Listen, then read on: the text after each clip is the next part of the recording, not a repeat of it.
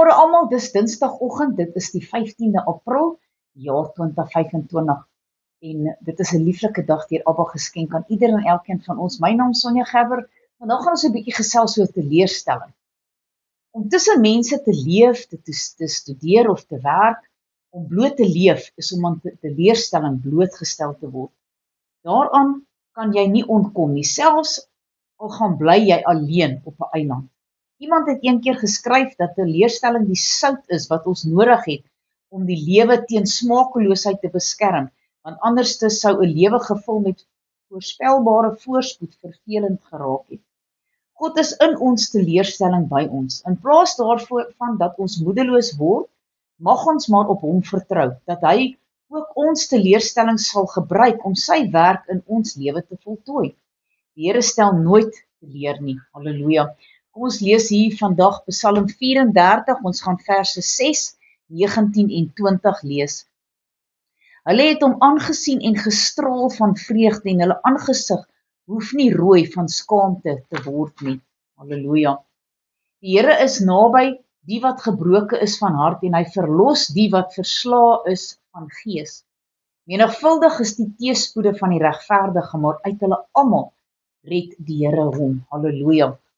Dan Psalm 71, vers 18 tot 24, en ook tot die ouderdom en die grysheid toe, o God, verlaat my nie, totdat ek aan die volgende geslag u arm verkondig, aan almal wat sal kom, u mag, ook is u geregtigheid, o God, tot in die hoogte, u wat groot dinge gedoen het, o God, wie is soos u? U wat my baie en bange node laat sien het, sal my weer lewend maak en my weer ophaal uit die watervloede van die aarde. Vermeerder my grootheid en wend u tot my en troos my. So wil ek u dan ook loof met die instrumente van hart, u trou my God. Ek wil psalm sing tot die eer op die siter, o heilige van Israel.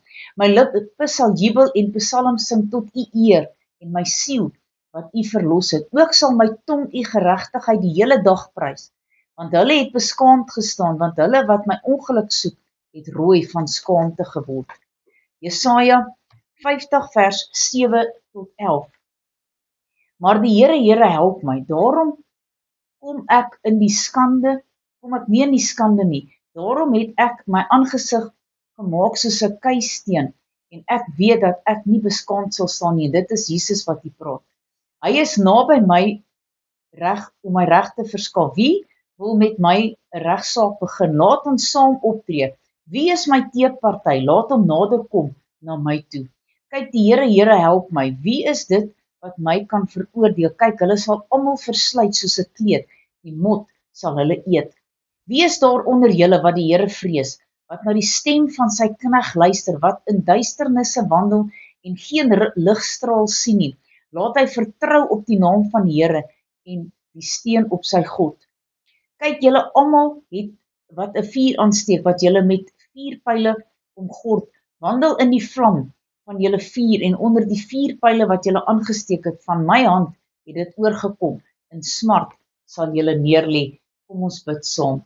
Almagtige God, Hemelse Vader, Here, baie dankie dat u nie teleurstel nie. Here, ons stel mense teleur, hulle mag ons dalk 'n guns vra of iets en dan vergeet ons daarvan. Here, u vergeet nie. En u stel nooit teleur nie. Here, dankie dat u altyd daar is vir ons. Dankie dat u ons deurdra deur storms in ons lewe. Dankie dat u ons net versterk in ons binneste, in ons innerlike mens, Here, sodat ons ook verander weer tot hulp kan wees en vir hulle kan versterk en sê, vertrou net op die Here, want hy sal nooit teleurstel nie. Halleluja. Amen en amen.